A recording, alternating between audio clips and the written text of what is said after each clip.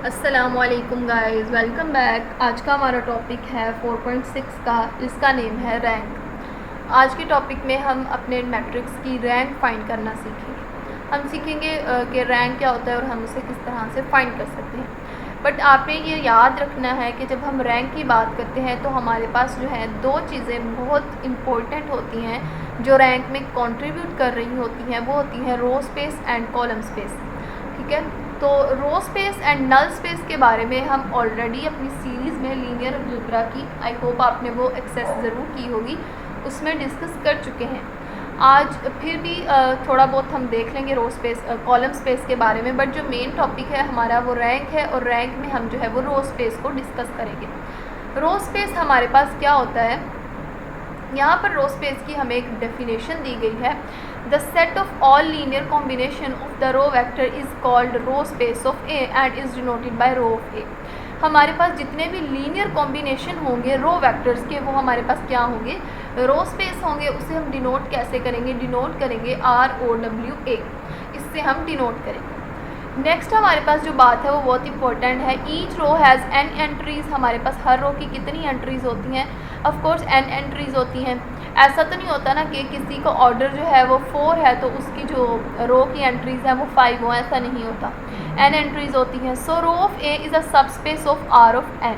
Yes, since the row of A are identified with the column of AT, कह रहा है कि अगर हमारे पास जो रो ऑफ ए है वो कैसे आइडेंटिफाई की जाती हैं, कॉलम ऑफ ए ट्रांसपोज से आइडेंटिफाई की जाती हैं, तो हम क्या कर सकते हैं, we could also write column of A transpose in place of row of A. अगर हमें रो ऑफ ए फाइंड करना है, ठीक है, आपको नहीं पता कि रो ऑफ ए क्या होता है, तो रो ऑफ ए की जगह हम क्या लिख सकते हैं, कॉलम ऑफ ए का ट्रांसपोज लिख सकते हैं। आपने ये जो डेफिनेशन है और इस कॉन्सेप्ट को देख के बिल्कुल भी डर नहीं जाना, ये बहुत इजी है, हम एग्जांपल से सॉल्व करेंगे तो आपको जो है वो और क्लियर हो जाएगा। बस आपने ये याद रखना है कि हम अपनी रो ऑफ ए जो है वो कैसे लिख सकते हैं, कॉलम ऑफ ए का ट्रांसपोज ले तो वो हमारा रो ऑफ ए बन जाता है। ठीक है, एग्जाम्पल नंबर 1 हमें दी गई है। हमें क्या करना है, एक मैट्रिक्स दिया गया है और हमें क्या करना है, उसकी बेसिस फाइंड करनी है, रो ऑफ ए की बेसिस। तो रो ऑफ ए की बेसिस हमारे पास बेसिकली क्या होंगी, जब हम इन्हें रोज़ की फॉर्म में, अलग अलग रो की फॉर्म में लिख देंगे, कितने हमारे पास पॉसिबल सॉल्यूशन है, हमारे पास 4 रोज़ हैं तो हमारे पास 4 ही पॉसिबल सॉल्यूशंस हैं। जब हम इन्हें इस फॉर्म में लिखेंगे, ये हमारे पास आ गई हैं, बेसिस बना रही हैं, तो ये हमारे पास क्या है, यही हमारे पास क्या है, रो ऑफ ए है। रो ऑफ ए बेसिकली होता ये है कि any non zero row, any non zero row. तो यहाँ पर देखिए नॉन ज़ीरो रोज़ हैं हमारे पास 1 2 3 4। यहाँ पर नॉन ज़ीरो रोज़ जो है वो 4 हैं और वो 4 रोज़ जो है हमारे पास हमने लिख ली हैं। यहाँ पर देखें तो ये है हमारे पास 4 क्या है, रो ऑफ ए है। लेकिन आप देखें यहाँ पर लिखा हुआ है that is row of A is equal to span of R1 R2 R3 R4। Span क्या होता है हमारे पास, स्पैन बेसिकली हमारे पास होता है possible solutions, all possible solutions. तो यहाँ पर देखें, यहाँ से हम रोज़ के लिए कितने पॉसिबल सॉल्यूशंस थे, हमारे पास 4 पॉसिबल सॉल्यूशन थे, और हमारे पास जो रो ऑफ ए का आंसर आया है वो भी हमारे पास 4 आया है। इसका मतलब है जो स्पैन सेट है और जो रो ऑफ ए है, दोनों का आंसर क्या आया है, सेम आया है। नेक्स्ट हमारे पास एक थ्योरम है, थ्योरम नंबर 13, जिसमें हमें कहा गया है if two matrix A and B are row equivalent, हमारे पास 2 मैट्रिक्स जो हैं वो रो इक्विवेलेंट हैं, तो क्या होगा कि उनकी जो सबस्पेस होगी, रो स्पेस होगी, वो क्या होगी, सेम होगी।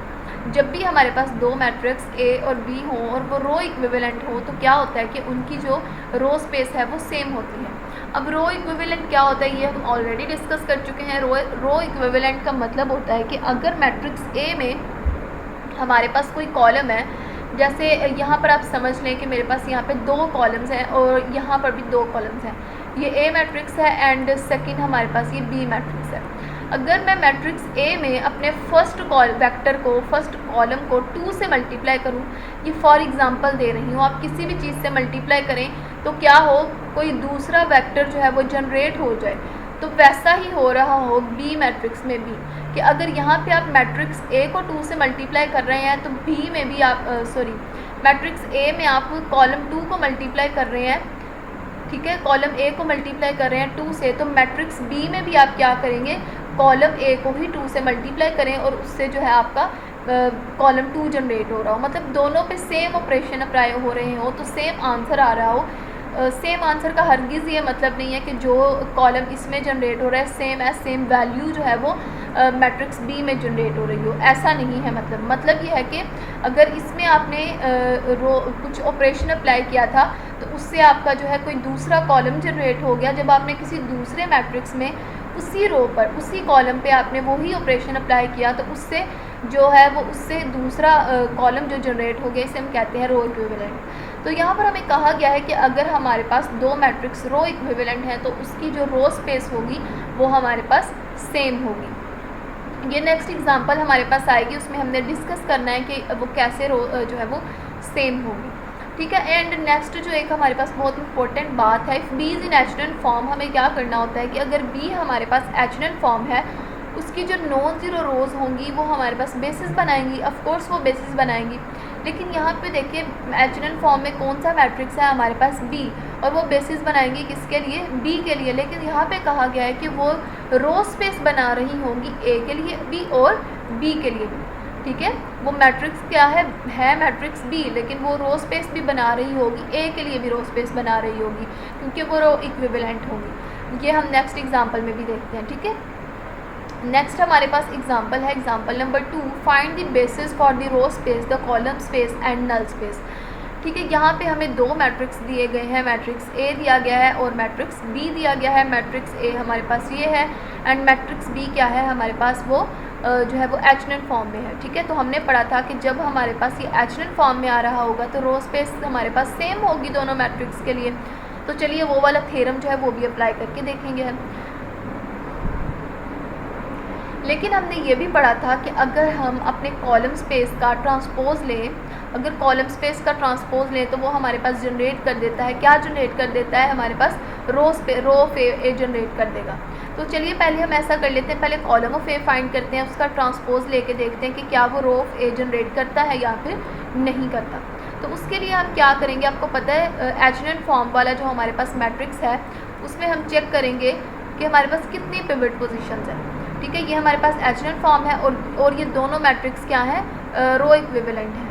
तो हमारे पास एक ये पिवट पोजीशन आ रही है, एक ये पिवट पोजीशन आ रही है और एक हमारे पास ये पिवट पोजीशंस आ रही हैं, ठीक है। तो हमारे पास कॉलम ऑफ ए क्या होगा, कॉलम ऑफ ए बेसिकली हमारे पास क्या होंगे, हमारे पास इस मैट्रिक्स ए के यही वाले तीन कॉलम, एक 1 2 एंड एक 4 वाला, यहाँ पर देखें 1 2 4 वाला, ये हमारे पास क्या होंगे, कॉलम ऑफ ए होंगे, कॉलम स्पेस ऑफ ए। यहाँ पर आपको मैं आगे जो है वो आंसर दिखा देती हूँ, कहाँ पे निकाला है, ये है बेसिस फॉर कॉलम ऑफ ए, ये ही निकाले गए हैं पास में, ये है। यहाँ पर आप देखें बेसिस फॉर कॉलम ऑफ ए -2 1 3 1, -2 1 3 1। तो यहाँ पे देखें हमारे पास जो फर्स्ट कॉलम है वो क्या है, -2 1 3 1। तो कौन कौन से आने चाहिए हमारे पास, 1 3 एंड 4 वाला कॉलम। तो एक ये वाला कॉलम आ जाएगा बेसिस में, एक ये वाला कॉलम आ जाएगा और एक ये वाला कॉलम आ जाएगा, क्योंकि ये क्या है, ये रो इक्विवेलेंट है, ठीक है। ये तो हमारे पास हो गई सब स्पेस, किसकी हो गई, हमारे पास रो स्पेस हो गई, ठीक है, सॉरी कॉलम स्पेस हो गई। अब हमें निकालना है रो स्पेस। तो हमने पढ़ा था कि जब हमारे पास कॉलम स्पेस आ जाएगी तो उसका ट्रांसपोज लेंगे तो हमारे पास जो है वो रो स्पेस जनरेट कर देगी। तो चलिए चेक करते हैं इसके लिए। तो हमने एक और थ्योरम पढ़ा था जिसमें हमने देखा था कि जब हमारे पास एक मैट्रिक्स बी होगा वो एचनल फॉर्म में होगा, तो अगर वो मैट्रिक्स बी जो है वो अपने लिए बेसिस बना रहा होगा, रो स्पेस के लिए बेसिस बना रहा होगा मैट्रिक्स बी के लिए, तो वो मैट्रिक्स ए के लिए बी रो स्पेस बना रहा होगा, ये पढ़ा था ना हमने। तो यहाँ पर आप देखें ये जो मैट्रिक्स है ये रो स्पेस बना रहा है बी के लिए, लेकिन जो इसकी रो स्पेस होगी बी के लिए वही रो स्पेस होगी हमारे मैट्रिक्स ए के लिए। तो इसके लिए देखते हैं हमारे पास कौन सी रो स्पेस है, हमारे पास है एक ये वाली एंड एक ये वाली। तो ये हमारे पास क्या आ जाएंगे, ये वाले हमारे पास आ जाएंगे row space of A, basis for row space of A. तो यहाँ पर आप देखें तो हमने एक इस मैट्रिक्स को, एक इस मैट्रिक्स को और एक इस मैट्रिक्स को जो है वो कॉलम स्पेस में जनरेट किया था। कंसीडर किया था, और जो है रो स्पेस हमारे पास क्या आई है, क्योंकि ये दोनों मैट्रिक्स क्या है, रो इक्विवेलेंट हैं, तो हमारे पास ये मैट्रिक्स बी जो है ये एचेलॉन फॉर्म में दिया गया है। हमने कि अगर वो रो इक्विवेलेंट होंगे तो मैट्रिक्स बी जो होगा, अगर वो अपने लिए बेसिस रो स्पेस जनरेट करेगा तो वो कॉलम ए के लिए बी जो है वो बेसिस जनरेट कर रहा होगा रो स्पेस के लिए। तो यहाँ पे हमने देख लिया है कि basis for column row of A हमारे पास ये आ गई हैं, ठीक है, ये हमने बी से जनरेट किए हैं। नेक्स्ट हमने देखना था नल स्पेस। नल स्पेस के लिए हमें क्या करना पड़ता है वो देख लेते हैं। नल स्पेस के लिए हमें हमारी जो इक्वेशंस होती हैं A X is equal to zero की फॉर्म में रखनी होती हैं, ठीक है, A X is equal to zero. यहाँ पे देखें ये हमारे पास एक मैट्रिक्स है, हमें यहाँ से निकालनी है इक्वेशंस। तो इक्वेशन निकालते हैं, वो हमारे पास आ जाएंगी x1 फर्स्ट वाली इक्वेशन से आ जाएगी, फर्स्ट रो से x1 plus 2x3 plus x5 is equal to zero. जब भी आप नल स्पेस फाइंड करेंगे तो ये आपके पास इक्वल ज़ीरो आएंगे, क्योंकि हमने ये इक्वेशन पढ़ी हुई है कि A X is equal to zero होगा। देन रो 2 से हमारे पास ये इक्वेशन जनरेट होगी, एंड देन रो 3 में से हमारे पास ये वाली इक्वेशन जनरेट होगी। तो हमें क्या फाइंड करना था, हमें फाइंड करना था नल ऑफ ए। तो इसकी अब हम निकालेंगे बेसिस, जितने भी हमारे पास फ्री वेरिएबल्स होंगे वो हमारे पास क्या होंगी, बेसिस होंगी। तो यहाँ पे आप देखें इस इक्वेशन से मुझे आंसर मिल जाएगा x1 का, x1 जो है वो इस साइड पे रहे और बाकी जो वेरिएबल्स हैं वो दूसरी साइड पे चले जाएंगे, x3 minus x5, x2 is equal to minus 2x3 sorry 2 बन जाएगा ये 2x3 माइनस 3x5, x4 इसी साइड पे रहेगा तो ये बन जाएगा 5x5। लेकिन अगर हम यहाँ पे अपना ऑर्डर देखें वो है हमारे पास 1 2 3 4 एंड 5, लेकिन जो हमें आंसर मिल रहा है वो 3 वेरिएबल्स का मिल रहा है। इसका मतलब है x1 x2 x4 का मिल रहा है, इसका मतलब है कि x3 एंड x5 हमारे पास क्या है, फ्री वेरिएबल्स हैं। तो नल ऑफ ए में हमारे पास वो फ्री वेरिएबल्स की बेसिस आ जाएंगी, ठीक है। अब हमने क्या करना है, इन इक्वेशंस में से हमने कॉमन लेना है। कॉमन क्या लेना है हमने, जो हमारे पास फ्री वेरिएबल्स हैं, तो फ्री वेरिएबल्स हमारे पास आए थे, यहाँ से x1 आया था, x2 एंड x3 हमारे पास फ्री वेरिएबल है, और x5। जब हम x3 इन इक्वेशंस में से कॉमन लेंगे और x5 हम इन इक्वेशंस में से कॉमन लेंगे, जो मैंने सबस्पेस आपको आगे बना के दिखाई है उसमें से हम x3 x5 कॉमन लेंगे तो हमारे पास बेसिस फॉर नल ऑफ ए ये आ जाएंगे हमारे पास। तो ये हमने फाइंड की है basis for null of A, row column of A and row space of A. Next देखते हैं हमारे पास एक थ्योरम है फॉर रैंक। रैंक के लिए हमारे पास एक थ्योरम है, जो हमारा बेसिक टॉपिक था वो हमारे पास रैंक था। तो हमें यहाँ पे बताया गया है the rank of A is the dimension of the column space of A. यहाँ पे बहुत गौर करने वाली बात है कि रैंक क्या होगा हमारे पास, हमारी डायमेंशन होगी column space of A. Basically column space हमारे पास क्या होता है, कॉलम स्पेस हमारे पास एक ऐसा मतलब स्पेस आ रही होती है, कॉलम स्पेस में हमारे पास एक मैट्रिक्स है, जितनी भी उसमें पिवट पोजीशंस होंगी उतने हमारे पास वो वाला कॉलम हमारे पास कॉलम स्पेस आ जाएगा, जितने कॉलम्स आ रहे होंगे, ठीक है। तो इनकी जो डायमेंशन होगी, इसकी फिर डायमेंशन भी क्या होगी, number of pivot positions, number of pivot positions in matrix A. जितनी भी ए में हमारे पास पिवट पोजीशंस मौजूद होंगी वो हमारे पास क्या होंगी, कॉलम स्पेस होंगी, और वही उसकी क्या होगी, डायमेंशन होगी, और वही क्या होगा हमारे पास, रैंक होगा। क्योंकि अभी हमने पढ़ा है जो रैंक होगा वो किसके इक्वल होगा, dimension of the column space of A. Next देखिए हमारे पास एक थ्योरम दिया गया है, थ्योरम नंबर 14, जिसमें हमें रैंक के बारे में कुछ बताया गया है। तो हमें बताया गया है rank of A plus dimension null of A is equal to n, ठीक है। अगर हमारे पास रैंक है, रैंक किसके इक्वल था, रैंक हमने ये वाली डेफिनेशन पढ़ी है, यहाँ से हम रैंक ऑफ ए कैलकुलेट कर लें प्लस डायमेंशन नल ऑफ ए, ठीक है। कोई नल वेक्टर है उसकी हमने डायमेंशन निकाल ली, ठीक है। हम कॉलम ऑफ ए भी निकालते हैं और नल ऑफ ए भी निकालते हैं। जब हम वो दोनों निकाल लेते हैं तो हमारे पास क्या आ जाता है, इज़ इक्वल n आ जाता है। ये हमारे पास रैंक का थ्योरम है। ये जो है क्वेश्चन में थ्योरम जो है वो बहुत सॉल्व होगा, यूज़ होगा हमारे पास ये थ्योरम। नेक्स्ट देखते हैं, यहाँ पर एक एग्जांपल दी गई है हमारे पास। If A is a 7/9 matrix with 2 dimensional null space. यहाँ पे देखें नल स्पेस की क्या डायमेंशन है, 2 है नल स्पेस की dimension. What is the rank of A, rank of A हमने फाइंड करना है। तो अभी अभी हम पीछे जो है एक फार्मूला पढ़ के आए हैं, वो हमारे पास फार्मूला क्या था, वो हमारे पास फार्मूला था, यहाँ पर देखें, सिंस ए हैज़ 9 कॉलम, यहाँ पर हमें 7/9 का जो बताया गया है, सिंस ए हैज़ 9 कॉलम, जितने कॉलम होंगे उतनी ही हमारे पास रैंक होगी। हमने अभी अभी पढ़ा भी था, ठीक है। Rank of A plus null dimension of A is equal to किसके होगा, हमारे पास इक्वल होगा, हमारे पास रैंक के इक्वल होगा, ठीक है। यहाँ पर मैं आपको एक बार फिर से वो फार्मूला दिखा देती हूँ। यहाँ पर देखिए हमने ये अभी अभी फार्मूला देखा है कि rank of A is plus dimension null of A is equal to N. तो रैंक ऑफ ए हमें फाइंड करना है, ठीक है। डायमेंशन नल ऑफ ए हमें 2 बताई गई है। उसके बाद हमें बताया गया है, यहाँ पर देखें आप, हमें 7/9 का बताया गया है, ठीक है। और यहाँ पर हमें बताया what is rank of A. तो रैंक फाइंड करते हैं, हमारे पास होगा rank is equal to, formula क्या है, rank of A plus dimension null of A is equal to N. m/n matrix हो तब n हमारे पास क्या है, n हमारे पास नंबर ऑफ कॉलम है, ठीक है। n हमारे पास यहाँ पे क्या है, नंबर ऑफ कॉलम। तो नंबर ऑफ कॉलम आपने देखा था हमें क्या प्रोवाइड किए गए हैं, यहाँ पर 7/9, नंबर ऑफ कॉलम क्या है 9, यहाँ पे 9 पुट करते हैं, ठीक है।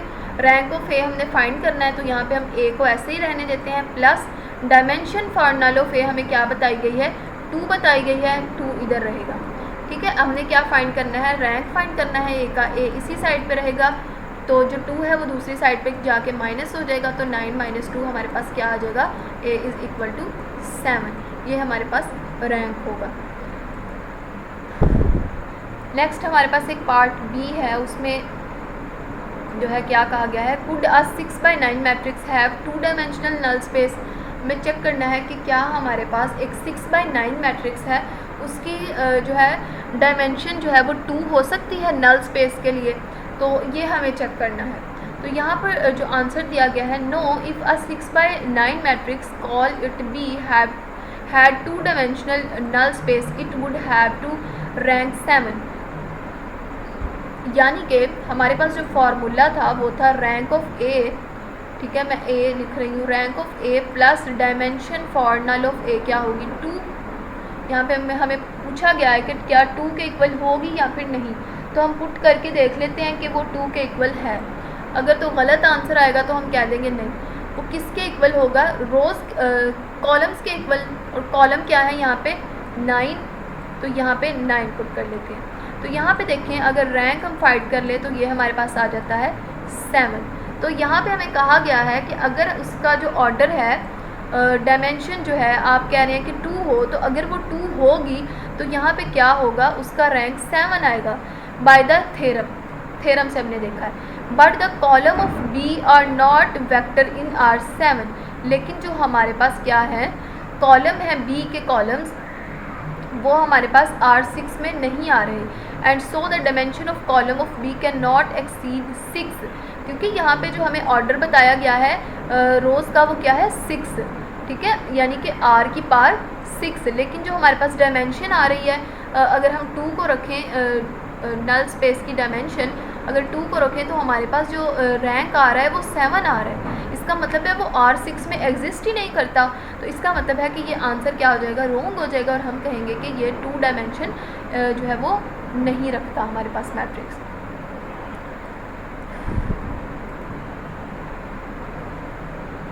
नेक्स्ट हम चलते हैं, हमारे पास एक थ्योरम है, rank and the invertible matrix theorem. हमें रैंक फाइंड करने का और इन्वर्टिबल मैट्रिक्स का कुछ थ्योरम दिए गए हैं, वो देख लेते हैं। Let A be an n/n matrix. अगर हमारे पास n/n मैट्रिक्स है तो हमारे पास ये जो फॉलोइंग स्टेटमेंट्स हैं फॉलो हो रही होंगी। For each equivalent to the statement of A is an invertible matrix. तो देखते हैं the column of A form a basis of R N.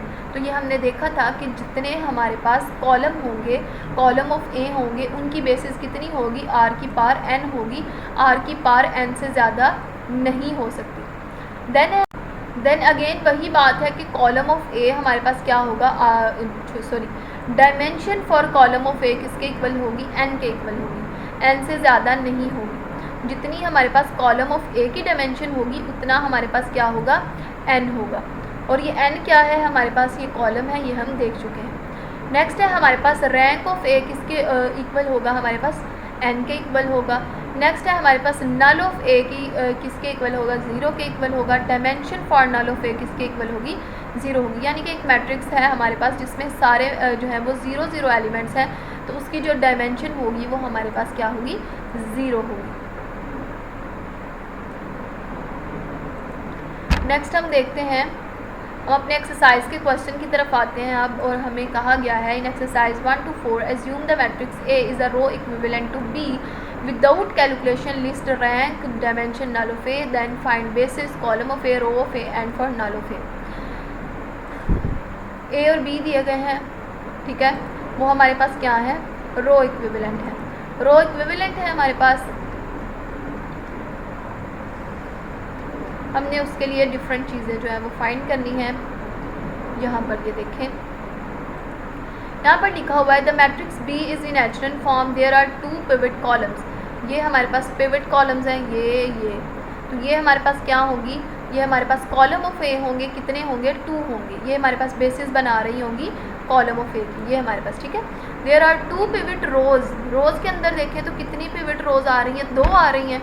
तो हमारे पास जो रो ऑफ ए होंगी वो भी 2 होंगी। सो डायमेंशन बतानी है हमें रो ऑफ ए, तो वो हमारे पास क्या होगी, 2 होगी।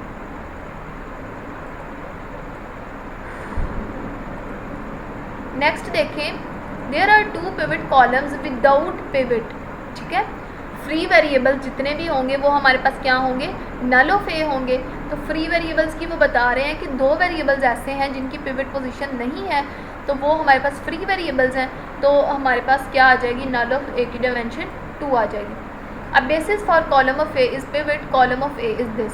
कॉलम ऑफ ए की जो बेसिस हैं वो उन्होंने नीचे लिख के भी दिखा दी है। जो कॉलम हमारे पास पिवट पोजीशन बना रहे होंगे मैट्रिक्स ए में से हम वो वाले कॉलम जो है वो लिख लेंगे, ठीक है। और basis for row of A हमारे पास ये दी गई हैं। Basis for null of A आपने क्या करना है, हमने इनका जो है एग्जांपल सॉल्व की है, तो आपको आई होप आपको समझ आ गई होगी कि कैसे फाइंड करना है। आप null of A, column of A and row of A आपने रिड्यूस्ड एचरन फॉर्म में कन्वर्ट करने के बाद जो है वो null of A easily find कर लेंगे। नेक्स्ट क्वेश्चन नंबर 2 में भी हमें यही करना है, ठीक है। रो ऑफ ए फाइंड करना है, सॉरी यहाँ पर देखें हमारे पास है एचरन फॉर्म में कन्वर्ट है। पिवट पोजीशंस देखते हैं, पिवट पोजीशन एक यहाँ पे आ रही है, एक यहाँ पे आ रही है और एक यहाँ पे आ रही है। 3 पिवट पोजीशंस आ रही है, इसका मतलब है कॉलम ऑफ ए क्या होगा, हमारे पास 3 होगा। तो dimension for column of A क्या होगी, 3 होगी। नेक्स्ट हम देखते हैं रो ऑफ ए। तो रो ऑफ ए के लिए हमें देखना है एनी नॉन ज़ीरो रोज़। नॉन ज़ीरो रोज़ देखते हैं तो एक ये है हमारे पास, एक ये है और एक हमारे पास ये है। तो हमारे पास जो बेसिस होंगी रो ऑफ ए की वो कौन सी होंगी, 3 होंगी और वो ये 3 होंगी, ठीक है, ये वाली 3। तो डायमेंशन इसकी क्या होगी, डायमेंशन भी हमारे पास 3 होगी रो ऑफ ए के लिए। नेक्स्ट है हमारे पास डायमेंशन फॉर कॉलम ऑफ ए, ये हम ऑलरेडी देख चुके हैं। Dimension for null of A, तो यहाँ पे आप देखें कि हमें पिवट पोजीशंस किस में से मिल रही थी, एक इसमें से, एक इसमें से और एक इसमें से। जिनकी पिवट पोजीशंस नहीं मिल रही वो ये है और ये है, यानी कि 2 हमारे पास जो है वो फ्री वेरिएबल्स हैं। तो फ्री वेरिएबल्स जितने भी होंगे वो हमारे पास नल ऑफ ए में कंसीडर होते हैं। तो नल ऑफ ए की डायमेंशन आ जाएगी हमारे पास 2। आपने इनके कोरिस्पॉन्डिंग जो है वो वेक्टर्स भी लिखने हैं इनकी बेसिस फाइंड करने के बाद, ठीक है। अगर तो आपने जो है वो एक्सेस की हुई है प्लेलिस्ट, तो आपको ये फाइंड करना बिल्कुल भी डिफ़िकल्ट नहीं होगा, लेकिन मैं फिर भी आपको एक क्वेश्चन में बता देती हूँ, ठीक है। Basis for column of A, column of A के लिए कौन कौन सी बेसिस आएंगी, यहाँ पर देखें जो पिवट पोजीशंस आ रही थी ना, ये वाला एंड ये वाला, एक फर्स्ट, एक थर्ड और एक फिफ्थ। मैट्रिक्स ए में से, बी में से नहीं मैं कह रही, मैट्रिक्स ए में से आपने क्या करना है, फर्स्ट, थर्ड एंड फिफ्थ ये वाले जो कॉलम है ना हमारे पास, ये हमारे पास कॉलम स्पेस में आएंगे, ठीक है। और जो रो स्पेस में आएंगे ना हमारे पास, रो स्पेस में हमारे पास आएंगे एक सेकेंड, एक ये वाली रो आएगी, एक ये वाली रो और एक ये वाली रो, क्योंकि ये दोनों रो इक्विवेलेंट हैं तो जो बी होगी ना मैट्रिक्स बी वही बना देगी ए के लिए रो स्पेस। तो रो स्पेस के लिए हमारे पास एक ये वाली रो आएगी, एक ये वाली रो एंड एक ये वाली रो आ जाएगी, ठीक है। और जो नल ऑफ ए के लिए बेसिस आएगी, नल ऑफ ए के लिए जो बेसिस आएगी वो एक ये होगा कॉलम और एक ये कॉलम होगा, ये वाला, ये हमारे पास नल ऑफ ए में कंट्रीब्यूट कर रहे हैं। तो चलिए आगे देखते हैं। आप चाहें तो ऐसे जो है नल ऑफ ए के लिए इन्होंने क्या किया है, सबसे पहले प्रॉपर वो तरीका जो है वो आपने परफॉर्म करना है। क्या तरीका है कि लास्ट पे आपने ज़ीरो वेक्टर ऐड करना है, ज़ीरो वेक्टर ऐड करने के बाद आप इसे रिड्यूस्ड एचेनन फॉर्म में कन्वर्ट करेंगे। रिड्यूस्ड एचेनन फॉर्म में कन्वर्ट करने के बाद आप देखेंगे कि आपके पास कितनी मिल रही हैं फ्री वेरिएबल्स, ठीक है। यहाँ पे देखें, यहाँ से x1 का आंसर मिलेगा, यहाँ से x2 का आंसर मिल जाएगा। तो x3 एंड x4 हमारे पास क्या है, फ्री वेरिएबल्स हैं, तो वही हमारे पास बेसिस बना रहे होंगे। नेक्स्ट आप देखिए क्वेश्चन नंबर 4 तक आपने सेम करना है, ये सब चीज़ें फाइंड करनी है, column of A, null of A, row of A and उनकी डायमेंशंस। नेक्स्ट हमारे पास 5 से लेकर आगे जो क्वेश्चन हैं वो हैं 11, 12, 13 तक, 12 तक आपने क्वेश्चन करने हैं, ठीक है। तो क्वेश्चन नंबर 12 तक जो है वो कैसे होंगे हमारे पास, लास्ट जो हमने पढ़ा था, एक फार्मूला पढ़ा था, उसके ज़रिए से होंगे। क्वेश्चन नंबर 5 देखते हैं। If 3/8 matrix A has rank 3, rank हमें 3 दी गई है, डायमेंशन नल ऑफ ए हमें फाइंड करनी है। यहाँ पे आप देखें जो हमारा मैट्रिक्स था वो 3/8 मैट्रिक्स था, ठीक है। हमें क्या फाइंड करना है, हमें फाइंड करना है dimension for null of A, for row of A and rank of A transpose, ठीक है। ये चीज़ें हमें फाइंड करनी है। तो आपको पता है कि जो फार्मूला है हमारे पास वो है rank of A plus dimension null of A is equal to N. Rank of A हमारे पास क्या है ये भी हमें फाइंड करना है। यहाँ पर देखिए हमें बताया गया है कि जो हमारे पास रैंक है ना वो क्या है, रैंक हमारे पास ए ट्रांसपोज के इक्वल है। यहाँ पर देखिए रैंक फॉर ए ट्रांसपोज, ठीक है। तो उसके लिए हम क्या करेंगे, हम जो है पहले क्या करते थे, कॉलम्स को ले रहे होते थे, कॉलम्स का ऑर्डर। लेकिन अब हम क्या करेंगे, रोज़ का ऑर्डर लेंगे। रो का ऑर्डर क्या है हमारे पास 3 और इसकी डायमेंशन भी हमारे पास क्या होगी, 3 होगी, ठीक है। तो रैंक हमारा किसके इक्वल आ जाएगा, 3 के इक्वल आ जाएगा। पहले हम जो है वो रैंक किसके इक्वल रख रहे थे, कॉलम स्पेस के इक्वल रख रहे थे। लेकिन यहाँ पे हमने क्या करना है, रैंक ऑफ ए ट्रांसपोज यानी कि ट्रांसपोज ले लेंगे। तो हमने पीछे जो है वो फार्मूला भी पढ़ा था कि जब हम ए ट्रांसपोज लेंगे तो वो क्या हो जाएगा, हमारे पास कॉलम ऑफ ए जो है वो रो ऑफ ए बन जाएगी।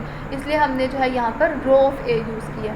तो यहाँ पे जो रैंक आ जाएगा वो हमारे पास क्या आ जाएगा, 3 आ जाएगा और हम लिख देंगे rank of A transpose is equal to 3। लेकिन अब हम क्या करते हैं, इस फार्मूला में वैल्यूज़ पुट करते हैं, ठीक है। अगर हम इसमें वैल्यूज़ पुट करें तो यहाँ पे देखें रैंक ऑफ ए हमारे पास 3 आ जाएगा is equal to N. N हमारे पास क्या है, अब रोज़ की बात हो रही है, यहाँ पर आ जाएंगी 8, सॉरी कॉलम का ऑर्डर आ जाएगा हमारे पास 8, ठीक है। जब हम 8 जो है वो इसी साइड पे रहे और 3 जो है वो इसी साइड पर आ जाए तो 8 - 3 हमारे पास क्या आ जाएगा, 5 आ जाएगा। ये है हमारे पास question number 5। Dimension for null of A हमने फाइंड करना था और rank of A transpose find करना था, वो हमारे पास आ चुका है। नेक्स्ट हमारे पास क्वेश्चन नंबर 6 है। इसमें भी हमें वही चीज़ें फाइंड करनी है, ठीक है। हमें जो ऑर्डर दिया गया है वो दिया गया है ए 6/3 का, rank dimension is equal to null. ये हमारे पास क्या है, एक फॉर्मूला है जो हम ऑलरेडी पढ़ चुके हैं। हमें क्या फाइंड करना है, तो 6 में हम देखते हैं कि हमें पहले फाइंड क्या करना है। क्वेश्चन नंबर 6 में if 6/3 matrix A has rank 3 find dimension null of A, dimension row of A and rank of A transpose. ये सब कुछ हमें फाइंड करना है, ठीक है।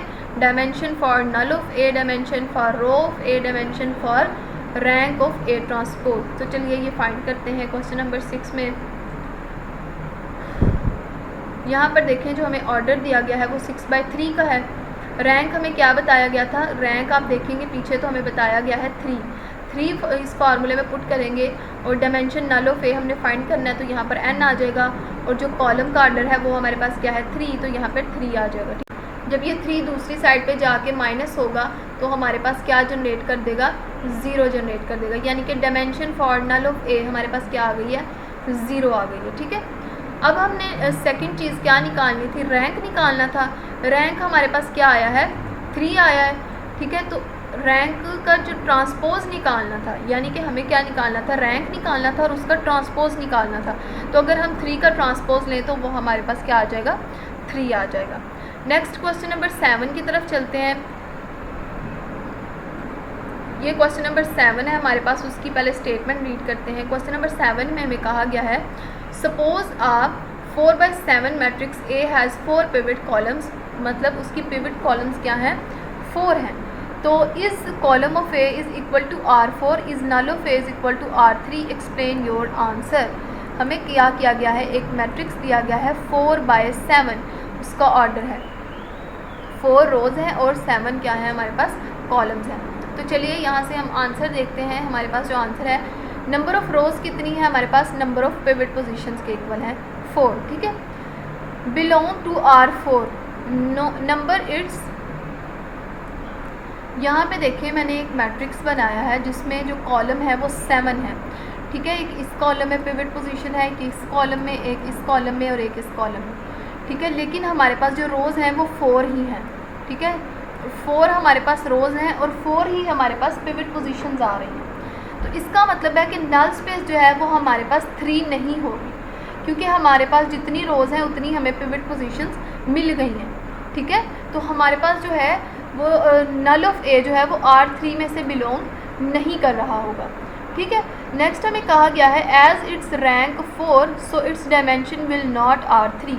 हमें बताया गया था कि उसका जो रैंक है हमने फाइंड किया है वो क्या है, R4 है।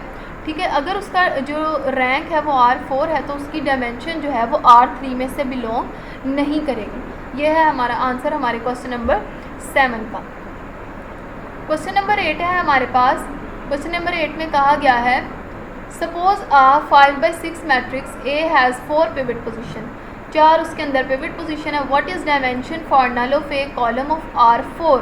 पहले हमें R3 के लिए फाइंड करनी थी, अब R4 के लिए वाई और वाई नॉट, इसका जवाब देना है हमें क्वेश्चन नंबर 8 में। तो चलिए क्वेश्चन नंबर 8 की तरफ मूव ऑन करते हैं। क्वेश्चन नंबर 8 है हमारे पास, जिसमें हमारे पास ये रैंक है, ये नल ऑफ ए है और इक्वल टू होता है हमारे पास n के। रैंक हमें बताया गया है वो क्या है, 4 है और हमें क्या निकालना है, नल ऑफ ए निकालना है। ठीक है, dimension for null of A.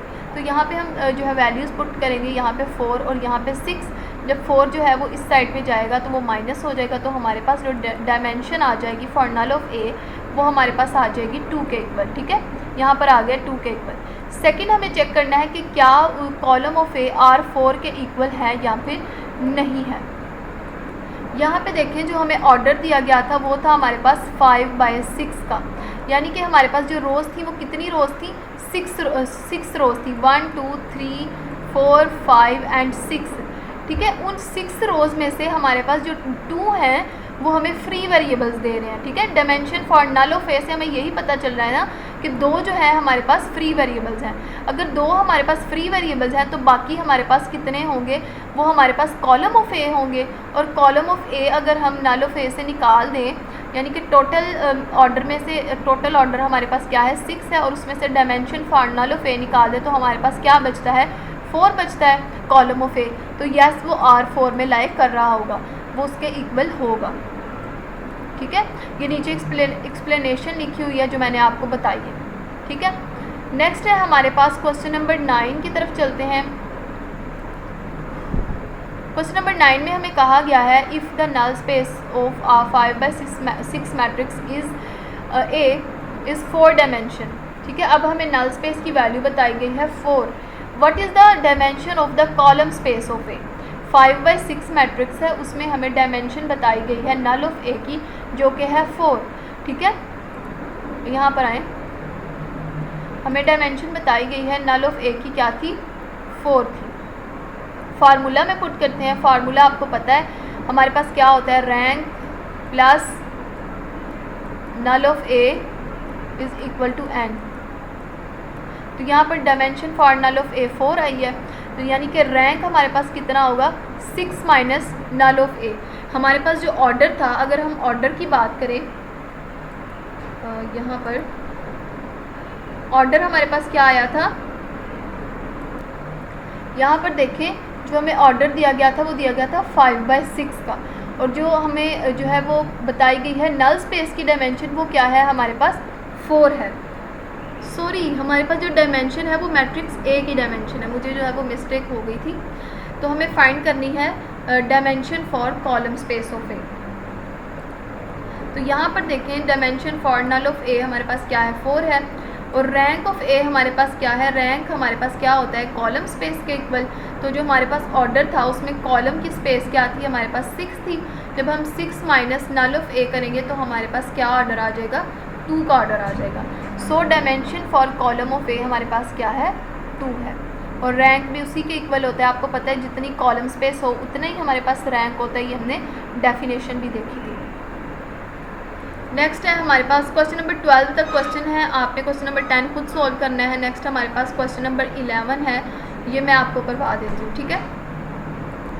Next हमारे पास है question number 11, if the null space of an 8/5 matrix is 2, ठीक है।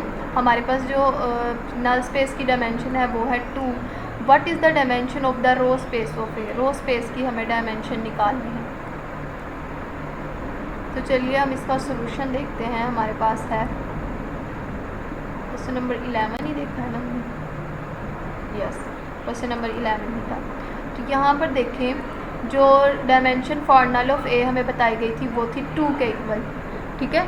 तो जब हम फार्मूला में पुट करेंगे, यहाँ पर देखें हमारे पास जो फार्मूला है ना वो ये फार्मूला है, ठीक है। Rank plus dimension null of A is equal to n, और जो ऑर्डर है हमारे पास वो है 8/5 का।